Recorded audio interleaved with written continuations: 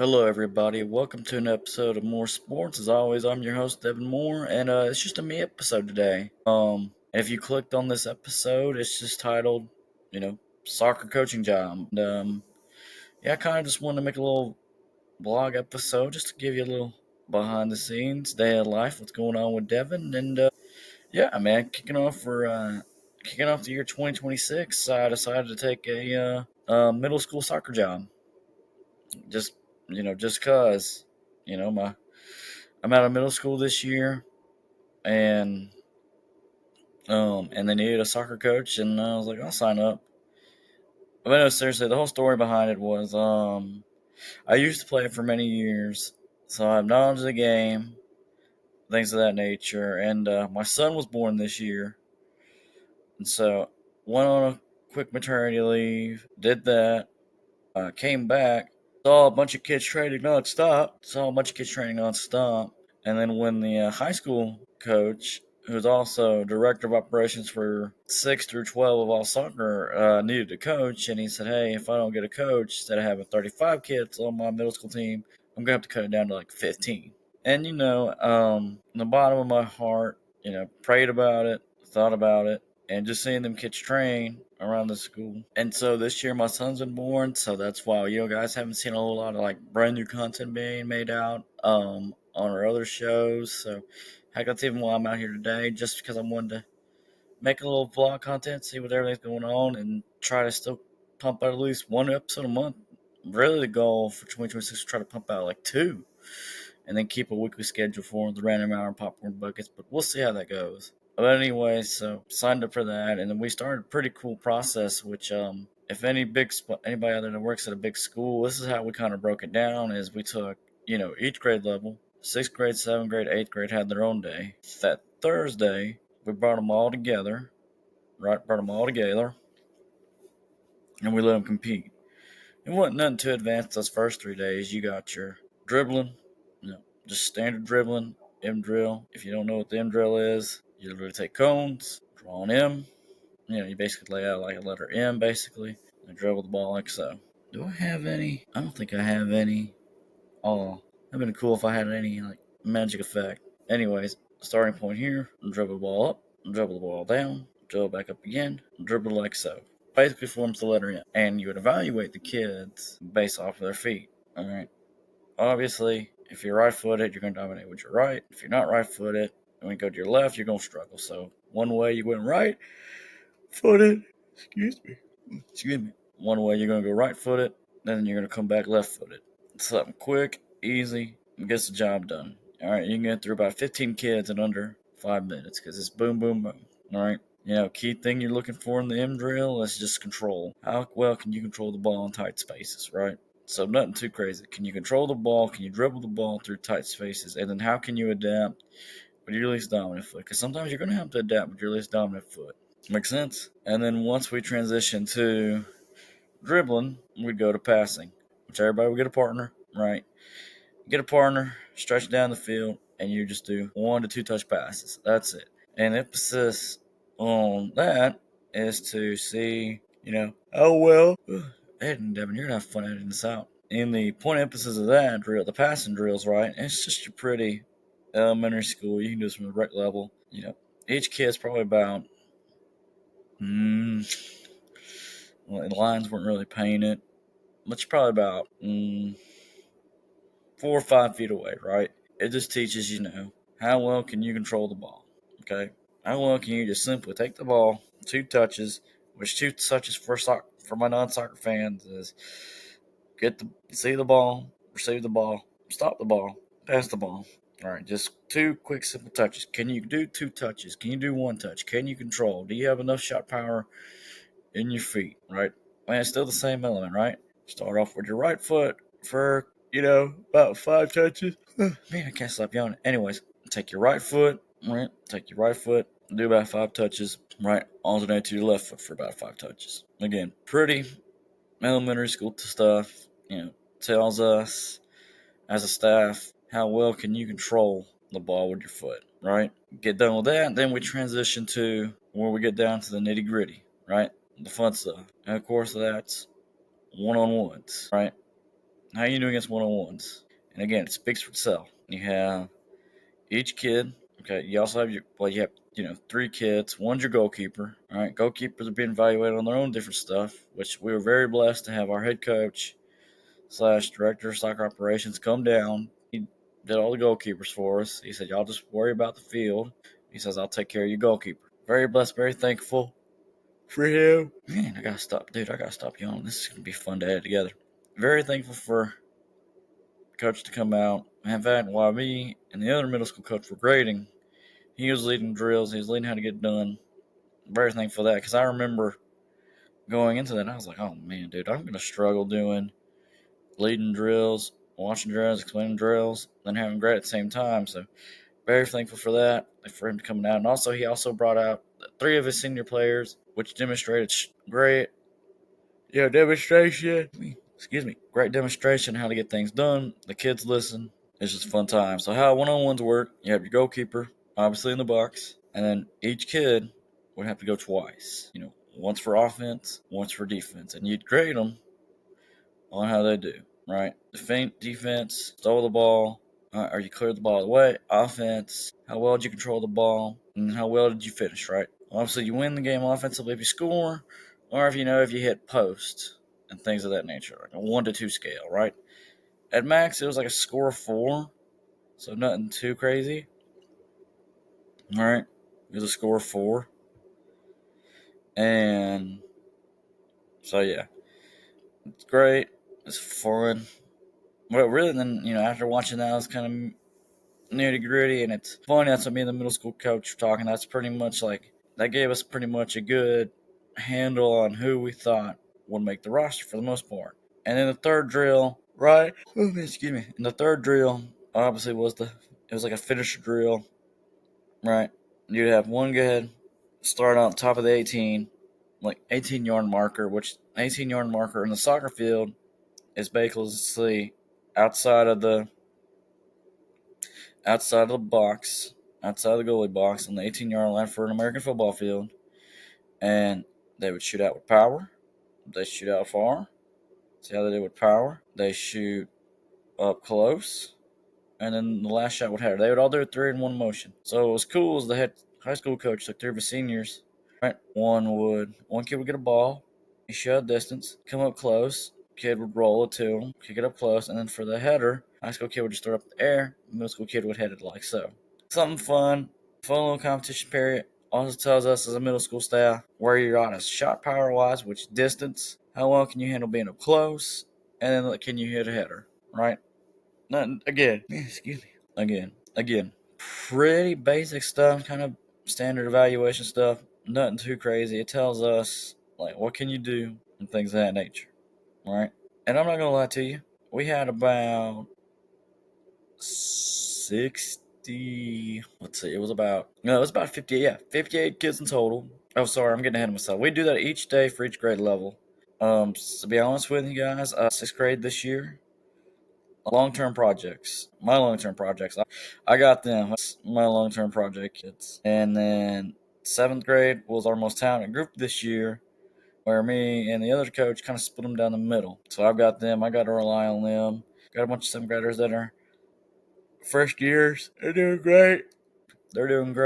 And we're gonna split them down the middle. And then the other coach would have the 8th graders. So I have 6th grade. He has 8th grade, and then we split 7th grade down the middle. All right. Again, pretty standard stuff. We took about 35 kids total between 2 teams. I think when I did the math the other day, we'd have like 16 kids on our roster for game day, 11 starters, and then five bench players, which is kind of pretty. Even if you look at the pros, like their bench is probably like 5 or 6. So it's not terrible. So I got some kids in some places. I've already plugged in some places, and it's like me coming from where football is where we have the resources to have 100 something kids, and it breaks your heart telling somebody like, hey, you didn't make it, right? Because I'm so used to, yeah, we got resources, yeah, we can give you a chance, and you can just tell from a football standpoint, are you going to be a kid that plays this year? No, but stick around, stick around.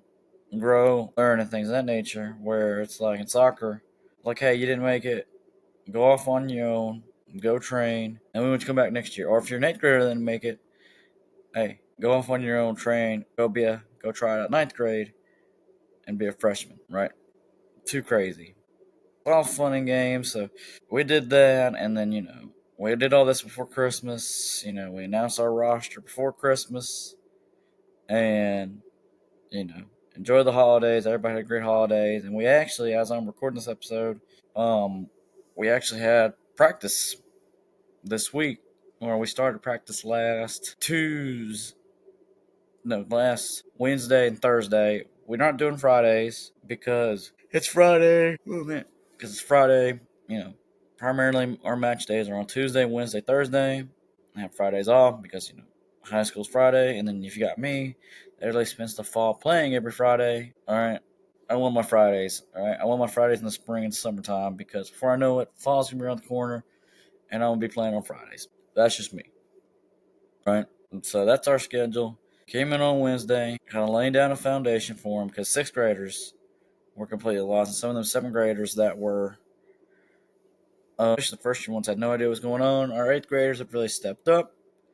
And for some of you that are wondering, like, how do you really start a soccer practice? And I can sit you through that right now to where we build a foundation, right? So the first thing we do, right, is our deworm, which again, standard stuff, butt kicks, lunges, open, close the gate, which, that's where or we call them cowboys, Frankensteins, karaoke's. I mean, pretty universal stuff, right? After that, kids go get a ball.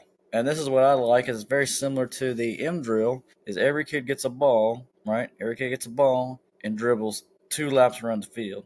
Now, 2 laps around the field, again, just like the M drill that I mentioned earlier, simulates ball control. How well can you pass it, right? Also, you can't cut corners, right? And first day, a bunch of them sixth graders are trying to cut corners. Don't you cut that corner. Do not cut it. Stay nice in control. Get the ball in front of you. All right, when you come around that corner, how well can you dribble the ball in tight spaces, right? Just 2 laps, get a little warm up, okay? And then they come down the field, stretch it out, and do the second part of their warm up, right? This is how you do it. Is what we do is they partner up. All right, first thing you do is 5 touches with inside the heel of your foot. All right, 5 on left, 5 on right. After that, you kick with your laces. What you kick with your laces, which means you kick the lace part of your foot, top part of your foot. Okay. All right. Again, do 5 more touches with each leg, and then you start working on you work on the thigh. You know what? The kid takes the ball, tosses it up there. You hit off the thigh. 5 off each thigh, and you work on the chest. Throw it to your chest. Really, when you hit with your chest, obviously you don't stay closed in. You kind of lean back, chest out like a superhero. Bounce the ball off there, right? And then you work at her. And one way I kind of explain to sixth graders in that way is like, think ahead, shoulders, knees, and toes, right? You work off your your feet, toes, thigh, chest, head. You're working up the body. And that's when they were like, oh, okay, we're working up the body. What you do, right? Start off with your feet, which is your heel, your laces. You build up to your thigh, build up to your chest, and then you build up to your head, right? Again, pretty universal stuff. And then we'd break off to, which we did a pretty good job of doing this. We did kind of 1 to 2 man touches. Again, just trying to get the kids used to touches, right? Touches and throw-ins, right? We had to see how kids would respond to throw-ins, right? How would you do it, right? How can you respond to throw-ins? How well can you throw the ball? Can you throw the ball far enough to control to the chest? Can you throw it to their feet where they control the ball, all right? Are you going to have enough strength to it? Because some kids didn't have enough strength. Some kids overthrew it. Some kids threw it to their head. I mean, it was just like, really? So you got to emphasize throwing to the chest or to their feet to where they have control. And then, after that, we'd move on to you pair them up, 3 man passing through drill, 3-man cone drill. Okay, got a cone here, okay, got a cone there. You got 2 cones about 10 yards out, and then one guy was sitting in the middle, right? Teaches just passing through passes, okay? Kid, 1 to 2 touch. Again, it's back to 1 to 2 touch. Warm up with 1 touch. All right, one guy touches it, boom. The guy in the middle passes it, boom. Do about 1 touch, then you do 2 touch. Boom, boom, boom. Now, this is where we're kind of teaching right now. Our eighth graders are doing a pretty good job. Sixth graders are struggling is if you're that middle guy, you gotta check over your shoulder, right? Over the shoulder of a defender, right? Because if you pass the ball, right, and if you pass it all willy nilly, you don't check that outside shoulder like so. That's going, and you don't realize somebody's on top of you. You're gonna lose possession of the ball, right? We don't want to lose possession of the ball. So again, we kind of did that for the first 2 days. It was great. Laid down a strong foundation. Kids know what to expect. It runs pretty smoothly. Monday. Monday. Monday was today, actually, as I'm recording this. No, Monday was fun. Again, since we spent 2 days laying down the foundation, right? They came to work, knocked it down. We actually got it done pretty quick. Instead, we didn't do a lot of talking, a lot of teaching. Again, our 8th graders stepped up. Our 6th graders didn't look lost. It was easy peasy. I think we went from taking like 20 minutes down to all that down to like 6 minutes, 6 or 7 minutes. It was great to where we split off. Now today for me, going from a American football standpoint, I did an install period. I call it install period. Even in my practice schedule, I call it an install period. I installed corner kicks, right? Because a lot of things we didn't work on when we were evaluating them was corner shots. You know what I mean? Corner kicks. Like, do I have a kid that can kick it in the corner? Like, can he kick it to my offense? You know what I mean? Can he kick it to my offense? And so today we went through that, right?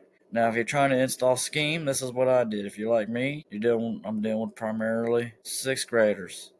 7th graders haven't played before. The ones that have played before know this, right? So grabbed them. What I did was I laid out cones. And I had a diagram which had about 7 cones, right? 6 on the field.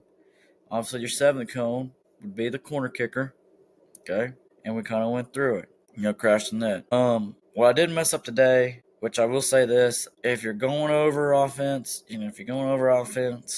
corner kicks, I put goalkeepers in there just to give them a look. It was brutal. Well, I'll just be honest. Poor goalkeepers were trying to read it, watch the ball, and they just looked miserable. All 3 of them right now. We've got 3 goalkeepers.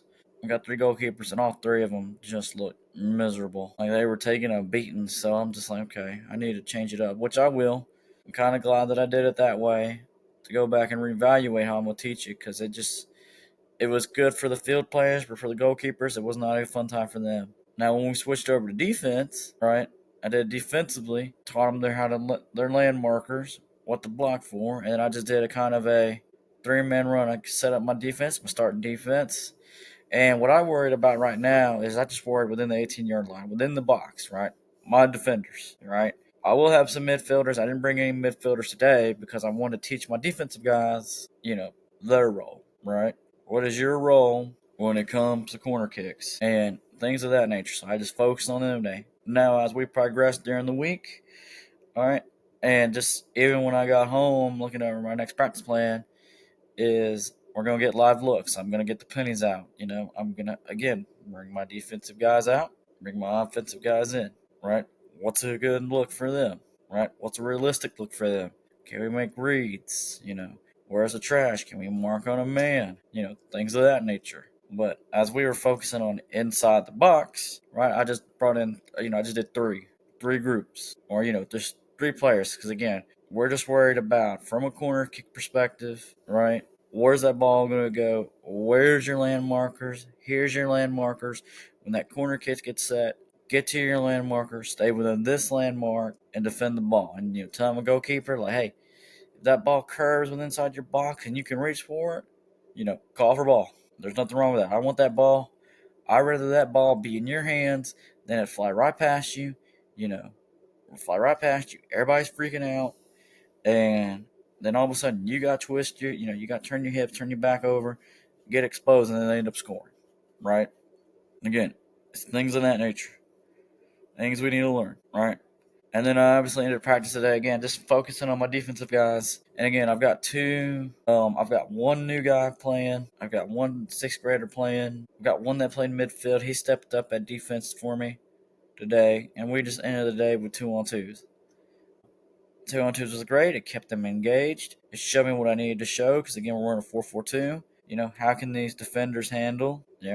How can these defenders handle? And I just focused on my 2 center backs at first. Like, how can my 2 center backs handle 2-on-2? Can they stay inside their zone? And they did, right? They messed up sometimes, but overall it was a pretty good day, right? And I had, brought in their backups. Their backups did well. I put some kids together as a pair to see how they would handle 2-on-2s. And another thing too, again, at the end of the day, these are middle schoolers, right? All right, what's one good thing to do? Yes, we need to teach. I think every coach out there in America agrees with me. We got to teach, and I'm going to actually be teaching more tomorrow. But we're also keeping them engaged, right? Not only am I keeping them engaged, we're emphasizing, we're teaching, we're breaking down the game, teaching some key points, and not only that, our poor little goalkeepers were not getting beat up while doing corner kicks. But no, I'm excited this season. It was a great first day. Tomorrow, as I'm sitting here, as soon as I got home, it's bothering me. What am I going to do tomorrow? And I'm going to develop a practice plan. I'm probably going to emphasize corner kicks again, but I'm going to do probably a more live look. I've got to go back into my old notes, how I played, how we used to set it up, right? Got to get more live looks.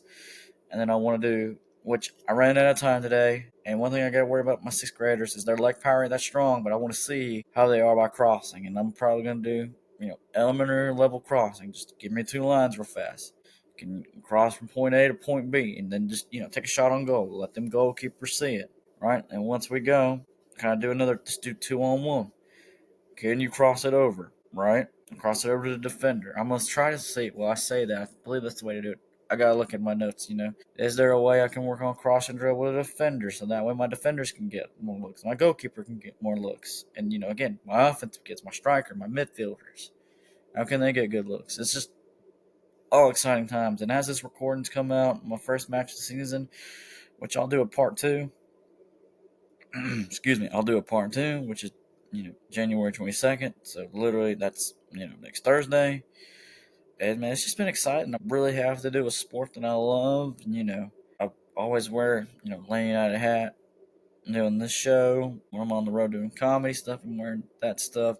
I still stay in the news. It's just been exciting, and I wanted to share it a little blog episode, so nothing that long. And hope you guys kind of listen and join it to the little campuses I'm doing. And by next episode, I'll have some more practices done, and I'll explain some more drills, detail, and let you guys know how the first match went. And as always, you can go listen to our other 2 shows, The Random Hour by Kyle Crump, and then Popcorn Bugs review a new movie every Sunday.